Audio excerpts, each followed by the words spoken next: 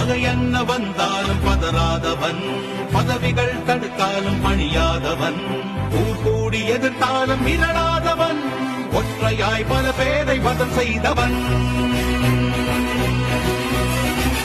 எதிரிகள் எவரென்று எண்ணாதவன், தோல்வியின் விளிம்பிலும் புகழாதவன், விலை என்ன தந்தாலும் வளையாதவன், எளிமைக்கு இவன் என்றும் துணையானவன். மலையாக நின்று மற்றொரு வென்று அடுத்த நடமெது வென்று அஞ்சாமல் நடமாடுவான். இதை போல மறைவாக வாழ்ந்தவன் இன்றுதான் மத யானை போல் வருகிறான். அடையாளம் தெரியாத உடையோடு திரிந்தவன் படையோடு நடப்பயக்கிறான்.